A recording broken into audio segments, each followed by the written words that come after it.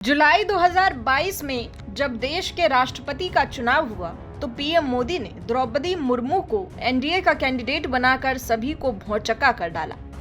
सबसे ज्यादा हैरानी झारखंड के सीएम हेमंत सोरेन को हुई। मुर्मू आदिवासी समुदाय से थी। झारखंड की राजनीति बगैर आदिवासी वोटों के की ही नहीं जा सकती। हालांकि विपक्ष ने यशवंत सिन्हा पर दांव खेला, लेकिन हेमंत सोरेन मुर्मू के पाले में खड़े दिखे।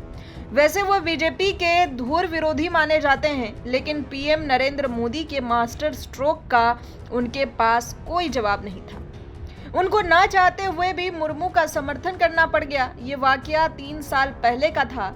अब उपराष्ट्रपति का चुनाव होने जा रहा है तो पीएम मोदी ने फिर से 2022 वाला दांव खेल दिया। अब की चौंकने की बारी एमके स्टालिन की है, क्योंकि एनडीए उम्मीदवार सीपी राधाकृष्णन तमिलनाडु से हैं।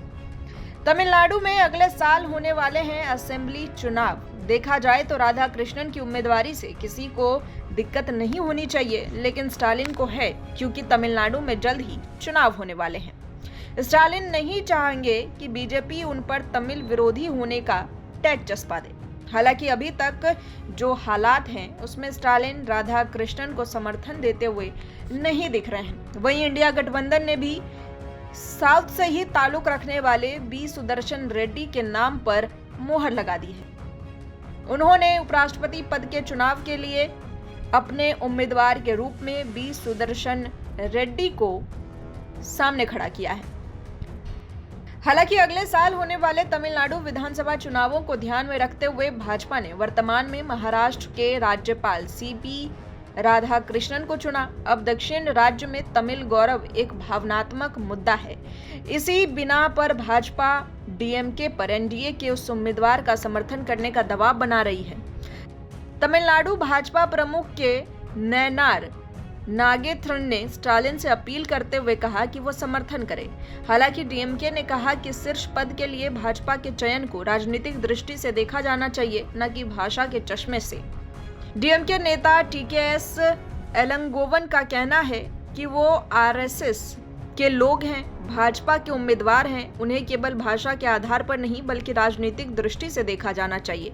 ये उपराष्ट्रपति का पद है। हमारे तमिल वासियों पहले ही 2 राष्ट्रपति हो चुके हैं, आर वेंकटरमन और अब्दुल कलाम। हालांकि सीपी राधाकृष्णन के चयन से भाजपा और अन्ना द्रमुक के बीच समीकरण मधुर होते दिख रहे हैं। ये अगले साल होने वाले राज्य चुनावों के लिए गठजोड़ का काम कर सकता है।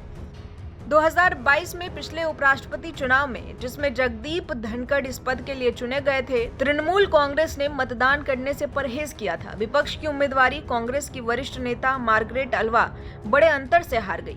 बंगाल की पार्टी ने तब कहा था कि उसने मतदान से परहेज करने का फैसला इसलिए किया क्योंकि उम्मीदवार तय करते समय उसे सूचित नहीं किया गया था। इस बार तृणमूल विपक्ष की बैठकों का हिस्सा है। उसने संकेत दिया कि वो मतदान से परहेज नहीं करेगी।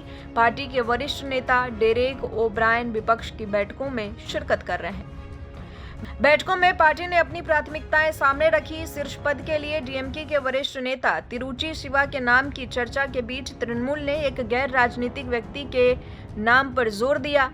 जब चर्चा पूर्व इसरो वैज्ञानिक अन्नादुरई के नाम पर पहुंची तो तृणमूल के ओब्रायन ने तमिल बनाम तमिल लड़ाई के खिलाफ बात दी।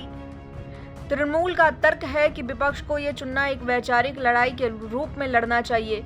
वैसे इससे डीएमके मुश्किल में पड़ जाएगी, क्योंकि भाजपा एमके स्टालिन के नेतृत्व वाली पार्टी के खिलाफ अपना अभियान तेज कर देगी। इससे तमिल हितों के साथ विश्वासघात करने वाली पार्टी के रूप में पेश किया जाएगा।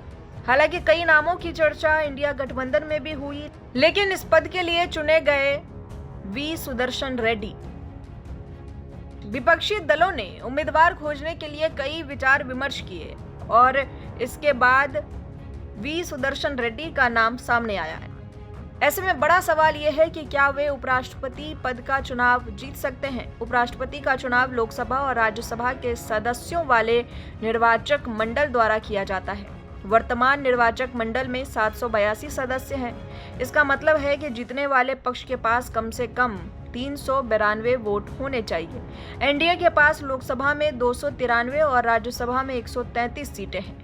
आंकड़ों के अनुसार भाजपा आसानी से सीपी राधाकृष्णन को उपराष्ट्रपति पद पर बिठा देगी। अगर एनडीए के कुछ सदस्य बगावत करके विपक्ष के उम्मीदवार को वोट देते हैं तभी स्थिति बदल सकती है। इस समय ऐसा कोई भी उलटफेर असंभव लगता है। अब विपक्ष चाहता है कि भाजपा को आसानी से जीत न मिल जाए। विपक्ष को एक ऐसे समय में अपनी एकता दिखाने का मौका जरूर मिलेगा, ऐसे समय में जब वो चुनावी अनियमितताओं के मुद्दे पर सरकार को घेरने की पूरी कोशिश कर रहा है। इस बीच एनडीए अपने उम्मीदवार के लिए प्रचार कर रहा है। संसदीय दल की बैठक में प्रधानमंत्री मोदी ने सभी सांसदों और खासकर विपक्ष के सांसदों से सीपी राधाकृष्णन का समर्थन करने की अपील की। किरेन रिजिजू ने कहा कि उनके जीवन में कोई विवाद नहीं है, कोई भ्रष्टाचार नहीं है, कोई दाग नहीं है। उन्होंने बहुत ही सादा जीवन जिया। अगर ऐसा व्यक्ति देश का उपराष्ट्रपति बनता है तो यह देश के लिए बहुत ही ज्यादा खुशी की बात होगी।